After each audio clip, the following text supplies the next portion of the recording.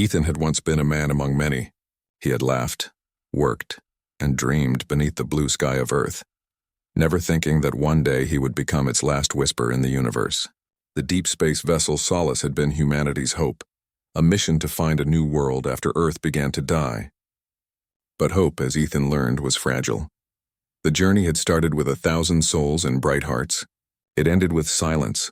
A deadly infection spread through the ship after they crossed a radiation belt. One by one, his friends, his commander, and the scientists he admired all fell. They tried everything: medicine, cryosuspension, isolation, but nothing stopped it. Ethan watched them fade until only he remained, walking the empty halls of the great ship, haunted by echoes of voices that once filled it with life. He stopped counting the days. He stopped speaking.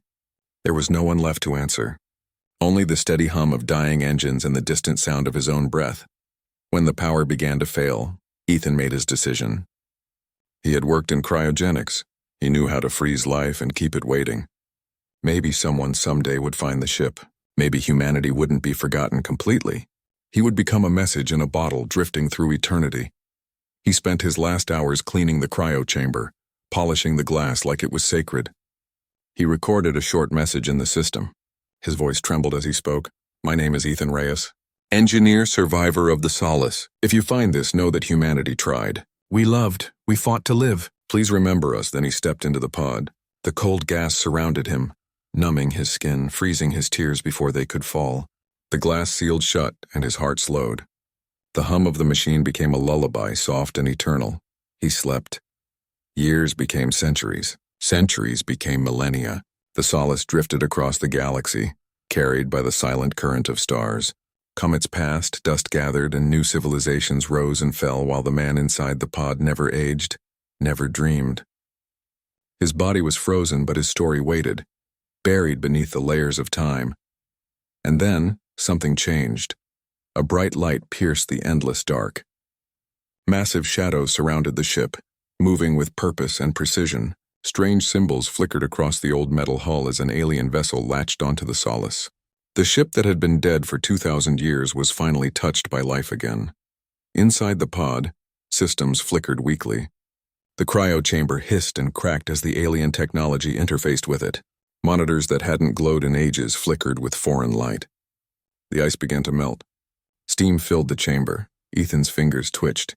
His chest rose in a shallow breath. And his heart, still human, still stubborn, began to beat again. He gasped sharply, lungs burning as air rushed in for the first time in centuries. His vision blurred with light and color. The world around him was strange.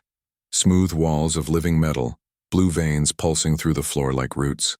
Figures stood above him, tall and elegant, their skin shimmering with silver patterns that moved like liquid beneath crystal flesh. Ethan's voice cracked.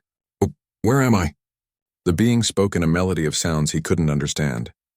Their eyes, however, were kind. One of them reached toward him, and even through the fog of confusion, he could sense warmth. Not heat, but something deeper. It was comfort. It was welcome. Ethan tried to speak again, but his throat failed him. He closed his eyes, tears slipping down his cheeks. He had slept through the death of everything he knew. He had awoken to a world that did not belong to him, but he was alive. And somewhere, in the depths of his heart, a fragile spark flickered, a quiet, wordless feeling that whispered to him, maybe this is not the end. Maybe this is the beginning. When Ethan woke again, the pain had faded and his body felt lighter, almost weightless. He lay on a soft surface that shimmered like liquid glass. Strange lights moved across the ceiling, colors he had never seen before, flowing like gentle waves. The air smelled clean, almost sweet, and it hummed softly as if the room itself was alive. Ethan tried to sit up, but a gentle hand pressed him back down. A tall figure stood beside him. It wasn't human, yet there was something peaceful in its presence. Its skin glowed faintly silver, like moonlight over water, and its eyes, large, bright, and filled with light, studied him with quiet curiosity. He opened his mouth, his voice weak. Who are you?" The being tilted its head as though trying to understand. It spoke, but its words were musical notes instead of sounds. Ethan blinked in confusion. Then a small floating device near his bed activated, humming gently. "We are Thalari. The device translated in a soft, feminine voice. "Do not fear. You are safe." Ethan froze. The translation was smooth, calm, but it made his heart race faster. He struggled to find words. "Thalari? You found me?" The alien nodded slowly. "Your vessel was drifting. We detected it among the ruins of an ancient orbit. You were asleep for a very long time." Ethan swallowed hard. "How long?" The alien hesitated, its eyes dimming slightly like a candle flickering in sorrow.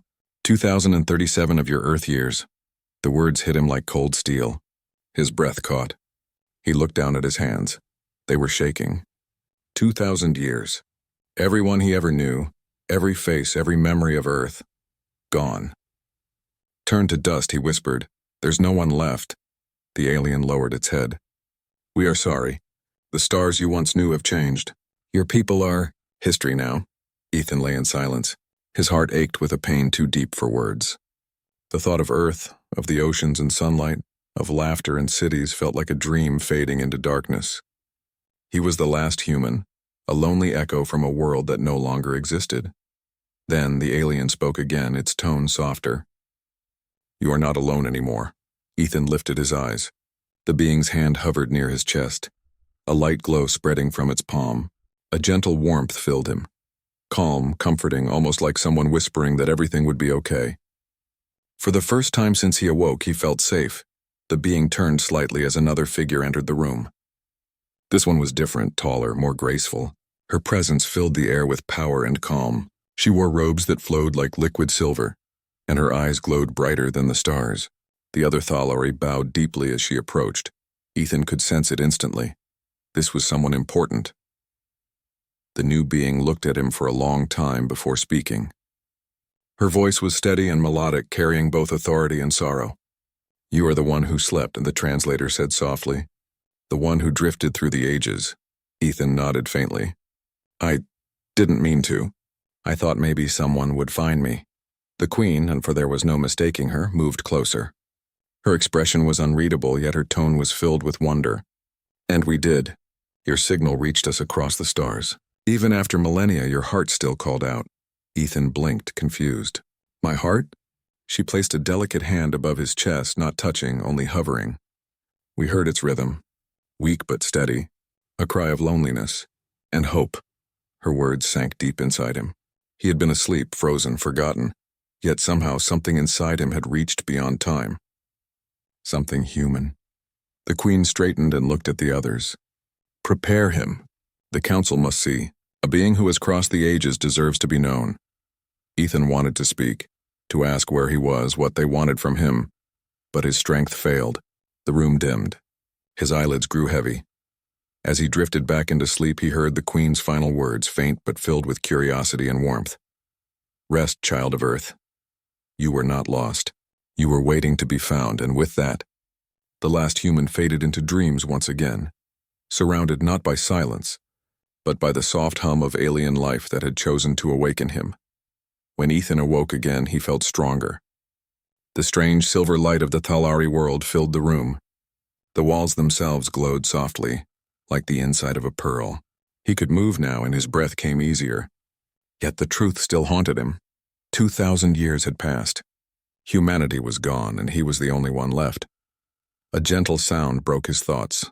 The same silver-skinned being from before entered, carrying a small bowl of glowing liquid. She spoke softly through the translator. "Drink. It will help your strength." Ethan took the bowl carefully. The liquid shimmered like melted stars. It was warm when he drank it, and a calm energy spread through him. He nodded in thanks. "Will I meet the one who spoke to me?" he asked hesitantly. The being's eyes brightened. "The queen has summoned you. You are to stand before her today." Ethan's heart began to race. The queen, the voice that had reached him when he was half awake. The one who had said his heart had called across time. He didn't know what to expect, but something deep inside told him that this meeting would change everything.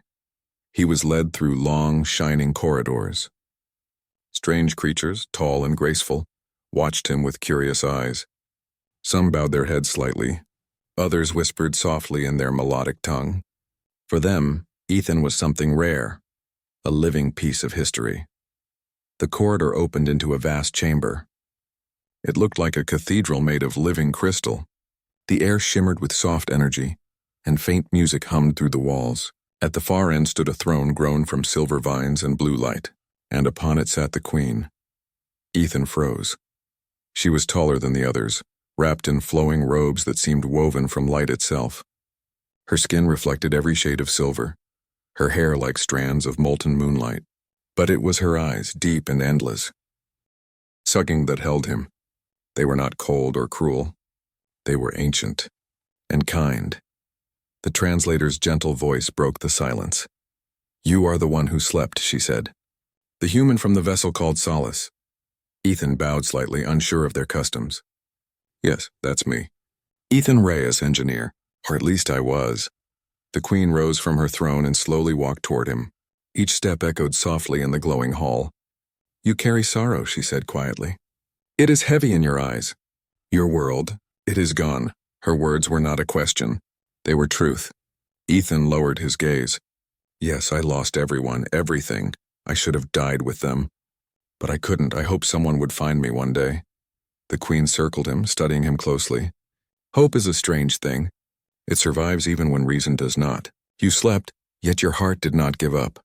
He frowned, confused. "You said before that my heart called out. What did you mean?" The queen lifted her hand and motioned toward the walls.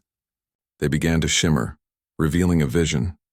His cryopod drifting through endless space, a faint pulse of light beating from within it.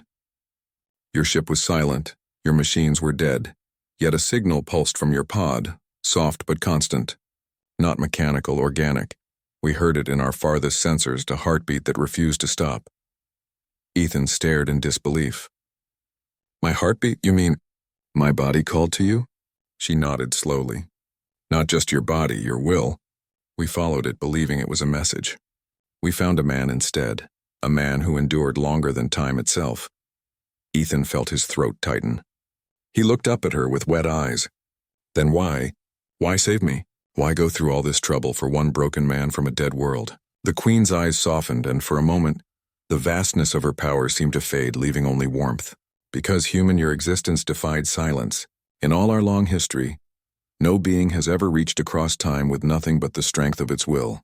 You are a reminder of what we once were." Her voice grew quieter, almost tender. "You are chosen, not by me, but by the universe that refused to forget you." Ethan stood speechless. The pain of his loss still lingered, but for the first time something new stirred inside him. Not sorrow, but purpose. He bowed his head deeply. "Then tell me, Your Majesty, what do you want me to do now?" The queen smiled faintly. "Live, Ethan of Earth, for your people cannot, but through you, their fire still burns."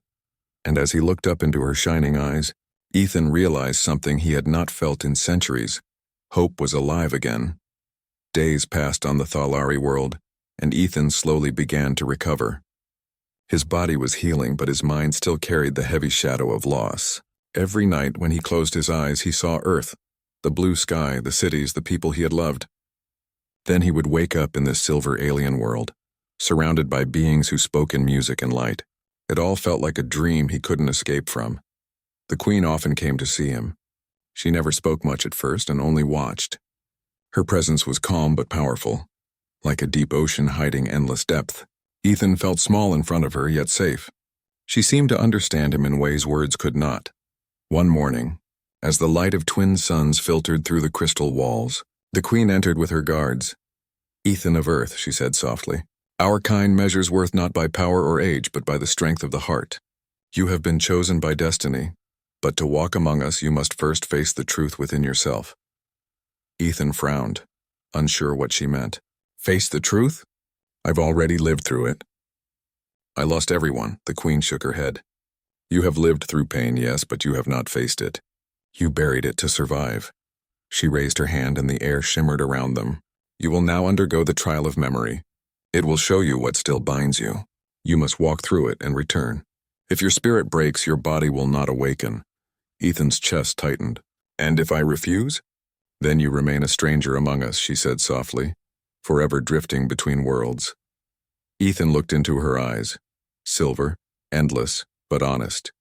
He took a breath. "I'll do it," the queen nodded. "Then be strong, human. The past has teeth. She placed her hand above his head and light surrounded him. The room dissolved into mist and his world fell away. Ethan opened his eyes and gasped. He was no longer in the alien chamber. He was standing inside the solace. The lights flickered dimly and the metal walls were covered in frost. He could hear the faint hum of the engines, the same sound he had heard for years before everything went silent. "Hello?" His voice echoed through the empty corridors. No answer, only silence. Then he heard it, laughter. Familiar voices from the past. He turned and saw his crew alive again, smiling, talking, moving as they once did. His heart twisted painfully. He ran toward them, calling their names: Captain Rivera, Dr. Khan, his best friend Lily. They looked at him but didn't seem to recognize him.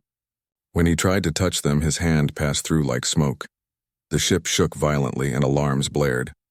The disease, it was happening again.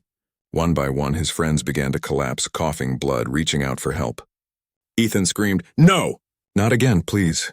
He fell to his knees, tears blurring his vision. "I can't do this," he whispered. "Not again." Then he heard the Queen's voice in his mind, calm and distant. "Do not run from pain, Ethan, face it. What keeps you alive in this sorrow?" He clenched his fists, trembling. Because they mattered," he said, voice cracking. "They were my family.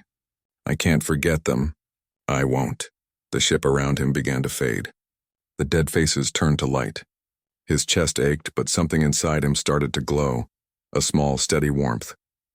"You carry grief like fire," the Queen's voice said. "Most are destroyed by it. But you, human, you burn brighter because of it." Ethan closed his eyes, breathing deeply. "Pain means I still care, and caring means I'm still human." Light exploded around him, washing away the cold. He gasped and opened his eyes to find himself back in the crystal chamber. His body was shaking, his eyes wet with tears. The Queen stood before him, her gaze filled with quiet respect. "You did not let sorrow consume you," she said softly. "You faced it and found strength in it." Ethan wiped his face, voice low. "I thought pain was a curse, but maybe it's what keeps me real." The Queen smiled gently. "You have learned what many of my kind forgot, that feeling deeply is not weakness. It is power." She turned away, her long robe shimmering in the light. "Your trial is over, Ethan of Earth. You have earned your place among the Thalari." For the first time in 2,000 years, Ethan felt something warm rise inside him. Not grief, not fear, but pride. He had faced the ghost of his past and won. Time passed slowly after the trial. Ethan began to walk freely through the halls of the Thalari Palace. Wherever he went, eyes followed him, some curious, some cautious, and some full of quiet respect. The story of the human who endured 2,000 years had spread among them like starlight through dark water. Yet Ethan didn't care for glory. What mattered to him was understanding this new world, and the Queen who had brought him back from endless sleep. The Queen often invited him to her private chambers, vast rooms made of living crystal that breathed with soft light. There were no guards when she met him. Only silence and the faint music of the world outside. She would ask him questions not about technology or science, but about humanity. "What is fear?" she asked one evening as they sat near a floating garden of silver flowers. Ethan thought for a moment. Fear is what keeps us alive, but also what keeps us from living. It's part of being human. The Queen tilted her head slightly. "Strange. Among the Thalari, fear is erased through birth conditioning. We are taught to move without hesitation." Ethan smiled faintly. "Then maybe that's why you forget how to feel. Fear reminds us that we're fragile, and that every choice matters." She looked at him thoughtfully, her silver eyes reflecting the light of distant suns. "You speak of emotions as though they are treasures," he nodded. "They are, even pain. Without it, we'd never understand love, courage, or hope." For a long while, the Queen said nothing. Then she whispered, "Perhaps that is what we have lost." Ethan began to share more stories, of laughter and tears, of Earth's oceans and its people, of small joys that once painted life with meaning. The Queen listened in silence, her calm face sometimes breaking into an almost human expression of wonder.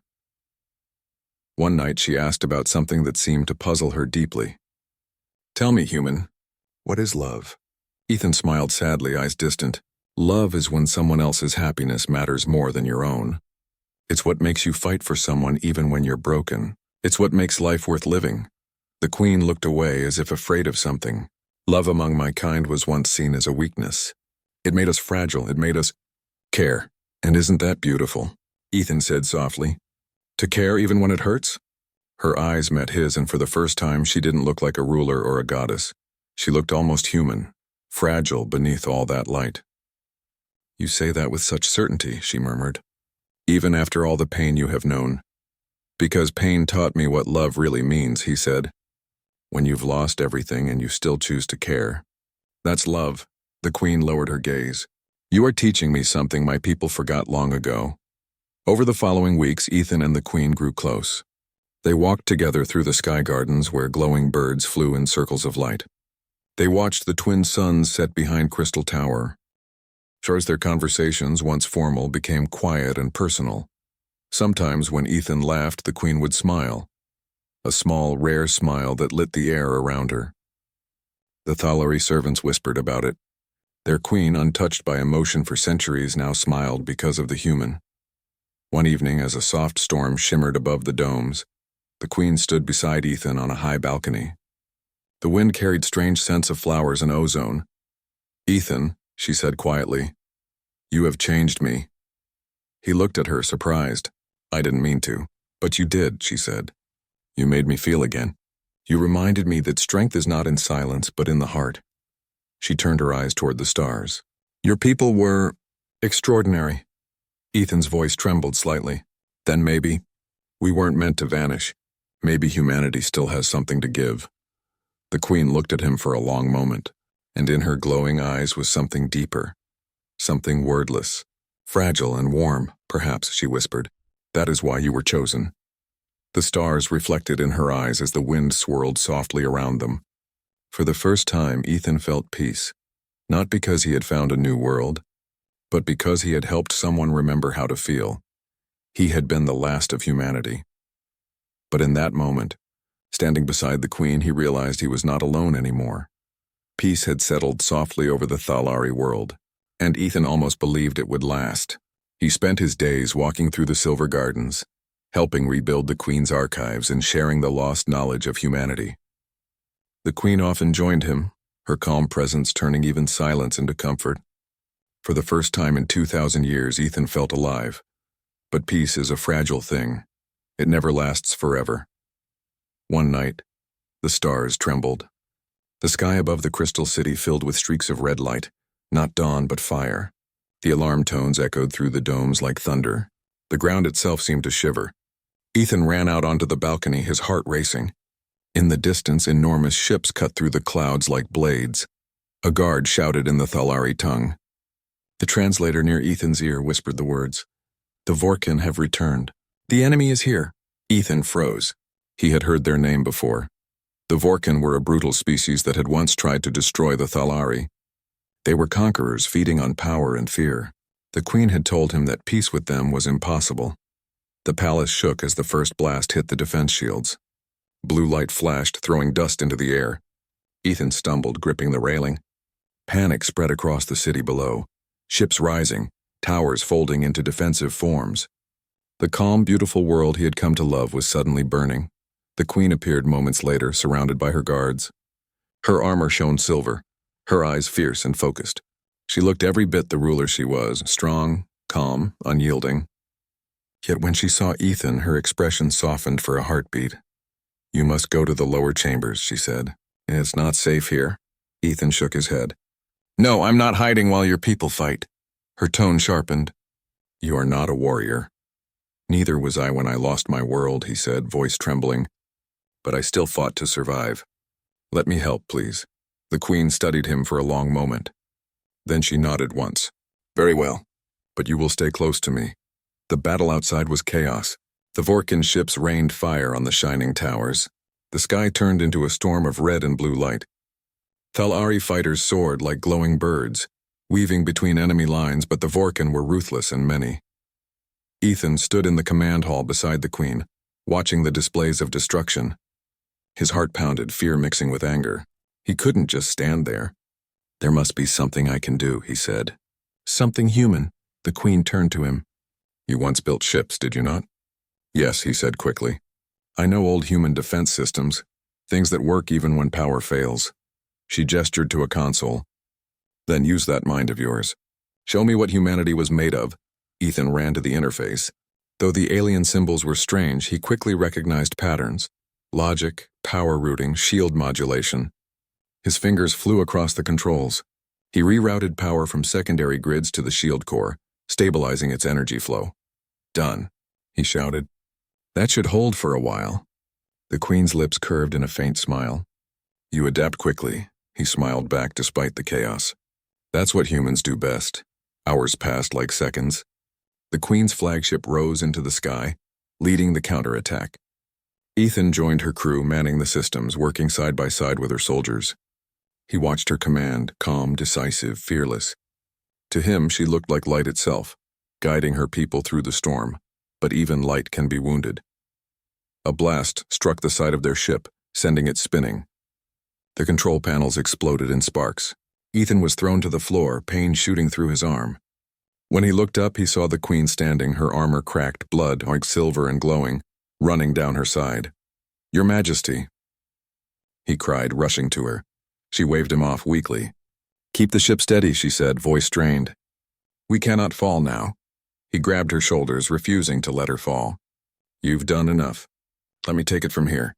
Her eyes met his, full of pain but also pride. You fight as if this world were your own. Ethan's voice broke. Because it is now. He turned to the controls, guiding the ship toward the enemy line. The Queen placed her hand on his, her touch trembling but strong. Together they sent one final surge of power into the main cannon. A beam of light that tore through the enemy fleet like dawn breaking through darkness. The Vorkan ships began to retreat. The sky cleared slowly. The world below, though scarred, still stood. Ethan looked at the Queen, who was barely standing. It's over, he whispered. She gave a weak smile. Yes, for now. As the sun rose over the battered city, Ethan realized that somewhere between isolation and war, he had found a reason to live again, and a people worth protecting. The battle had ended, but the air still smelled of smoke and ozone. Cracks ran across the silver streets of the Thalari city, and fires flickered in distant towers. Ethan stood among the ruins, his chest heaving, sweat and dust clinging to his skin. His arm still trembled from the strain of guiding the Queen's flagship through the storm. He looked around. Soldiers were tending to the wounded. Others quietly repaired damaged ships, but his eyes searched for one person above all, the Queen. Ethan found her leaning against a shattered pillar, her silver robes torn, her armor battered. Her hair fell in luminous strands around her shoulders. Her eyes, however, were alive, bright, fierce, and filled with pride. He ran to her side, kneeling. You're hurt, he said, voice trembling. She gave a small, almost shy smile. Yes, but the world still stands thanks to you. Ethan shook his head. No, you led them. You fought. You never gave up. Her hand rested lightly on his shoulder. And you didn't either, humanity. It taught me something, Ethan.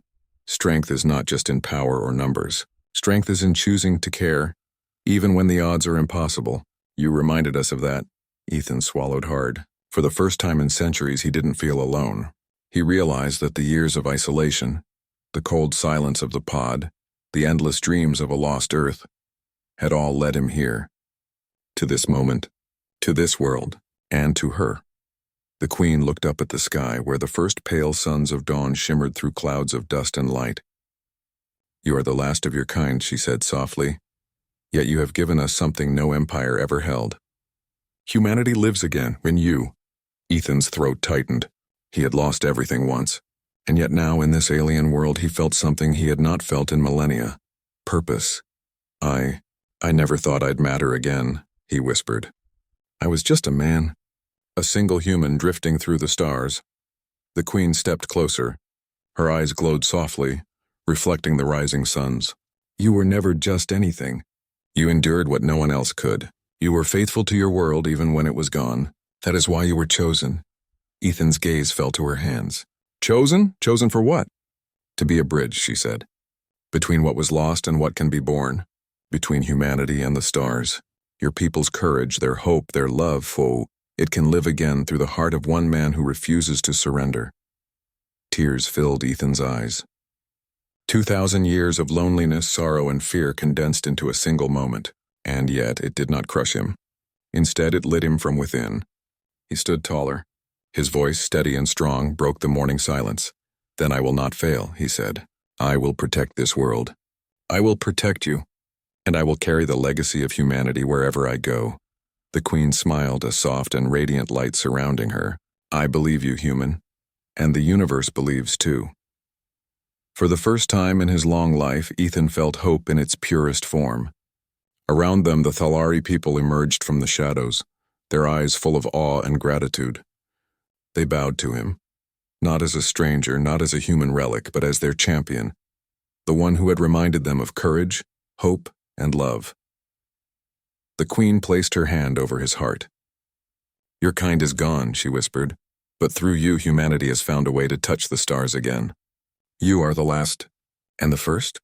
Ethan looked out over the city, the burning towers, the healing sky. He could feel it, the pulse of life returning to the world. He could feel the legacy of humanity flowing through him, strong and alive, and in that moment he understood. He had slept in isolation for millennia. He had awoken to a world he didn't